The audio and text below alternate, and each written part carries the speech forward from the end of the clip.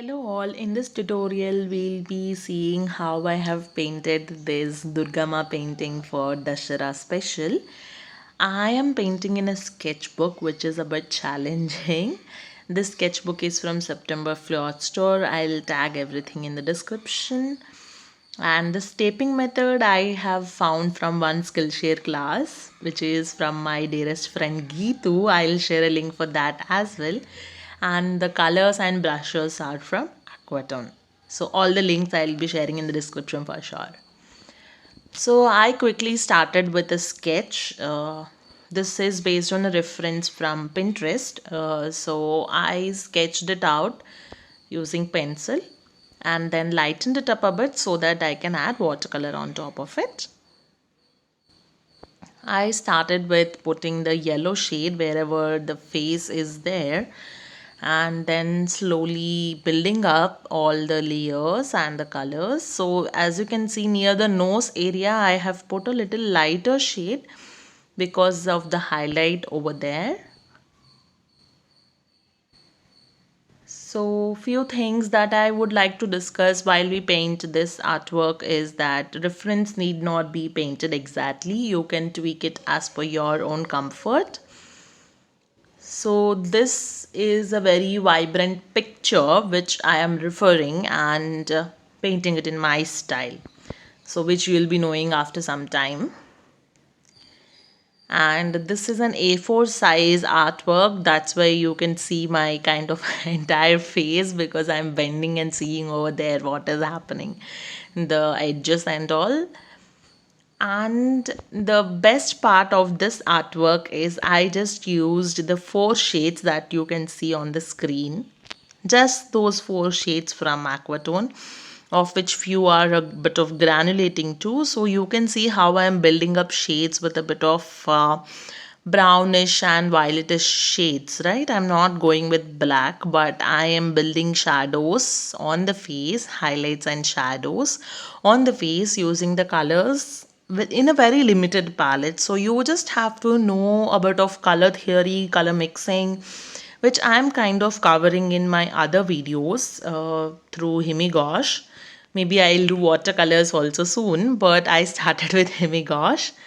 So a bit of basic knowledge about color mixing and how two colors mix and be visible on a painting will be helpful to work with even a minimal palette like this.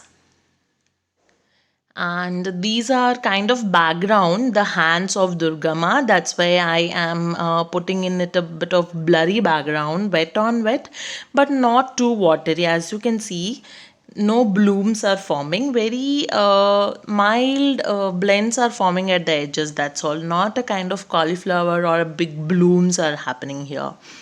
And in there also I am trying to build those shadows because you can only work or nicely build that blurry effect wet on wet itself. So coming back to what we are discussing, working on a limited palette gives you a lot of confidence about the techniques that you have learned in the process of your art journey. So now that I completed almost 3 years, I'm doing art regularly. I won't say daily, but regularly. I have built that knowledge of mixing colors and achieving. As you can see here on the crown part of where I'm applying black, I applied a diluted version and such a beautiful granulation is happening. But I don't want that granulation for this particular artwork. So again, I am going on top of it with a thicker tone. So that is how you have to decide then and there, and it will be your daily ritual or your every painting ritual if you limit your palette and experiment with new colors. But this comes with practice, with new learnings and everything. So it's not just like one day I woke up from a sleep and I thought I will paint this. No, it's with the constant practice. So you also can do that. If you want some help from me, I will be teaching detailed paintings on my Skillshare class, which I'll be dropping a link in the description as well. You can avail 1 month free if you click through that link and check out all my classes. I have around 11 classes on my Skillshare currently, and planning to upload a new one too. So some blurry effects and some edges for the sari. You can see how I'm using the flat brush and trying to build those beautiful layers of the sari. So this is still a background wash. It will blend itself and becomes a background. We have to add more details in the coming layers. So now I started with the eyebrows. So I'm just applying a thicker tone of this black because it is a very granulating shade. But I don't want a granulating shade here. So I'm not using much of water and applying a thicker tone. So granulation is something that happens with respect to the amount of water that you add, and it is very beautiful for some artworks, for seas, or for some textured paintings. It will give you a textured look without adding salt or something for the textures. So we'll talk about granulating shades more in some other video, but for now I'm mentioning because I'm using those shades here. We'll quickly paint the eyes. You can see I am changing the brush sizes with respect to the art element of the artwork that I am painting. So that is very important. You can't paint eyes with very thick brush because they are details. So in that way you have to change your brush accordingly.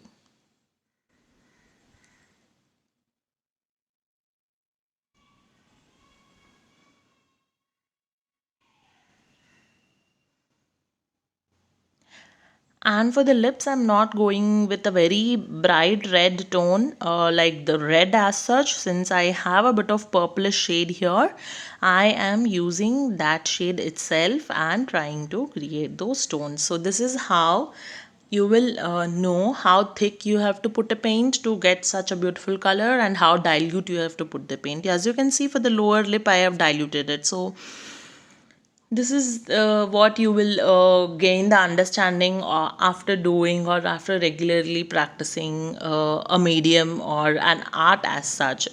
It doesn't limit to a medium, but it can be any medium. It's all the play of lights and shadows, and how much you understand the color theory or how much you understand the color. All these elements play an equal role. As you can see, hard edge has formed here on the face.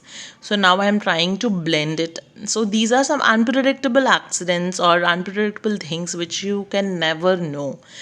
My paper is not experiencing sizing, but still hard edge has formed. I don't know why. I'm trying to soften it. So then and there you have to decide and act upon what to do, how to do. Especially in watercolors, it is very important to analyze your artwork then and there and rework, because if it dries, hard edges will form, which we don't want. Of course they are good too, but the subtle edges at some places gives the feel of the watercolory effect, right? So as you can see, I am working in layers and different aspects of the painting. First I have painted face, then I went to the left corner, then I came to the sari part where I'm allowing it to dry, and then I'm painting the other areas, the other eye, and also you have to go back and forth to the painting so that your focus is uniformly distributed, and you look back at your painting and see what is wrong, what is missing. So the workflow of your painting is also sometimes plays a very vital role in how your artwork is being shaped. If this is an acrylics or a gouache painting, I would have approached in a different way maybe. Since because it is with watercolors, I am approaching in this way.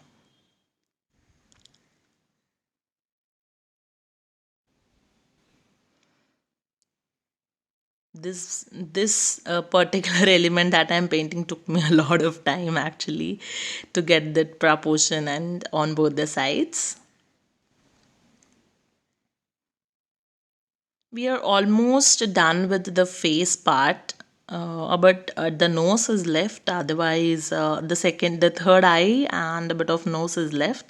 Otherwise, we are almost done with the face. So even the nose part, a bit of nose ring I have added, and the shadows I am trying to add. And in the background, I am just leaving it a bit of flowy, but we need a darker patch in between. It's like the other side of the sari, or maybe you can say like that, but there is some inner area where the shadow of the face is falling, so that needs to be darker. So I am building those values slowly here. Not working with too much of water because I don't want to disturb the subjects surrounding to it. With a bit of dry brush technique, I am adding texture on the sari to finally finish it off. And accidentally, I dropped the water on the eyebrow. So I have to sit and correct it now. So let us correct that as well while giving these textures to the sari.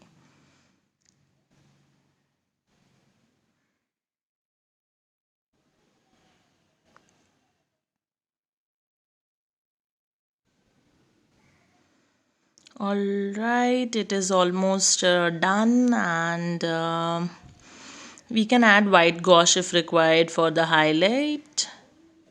If you have by mistake kept the entire eye black, of course, I am signing it off to own it.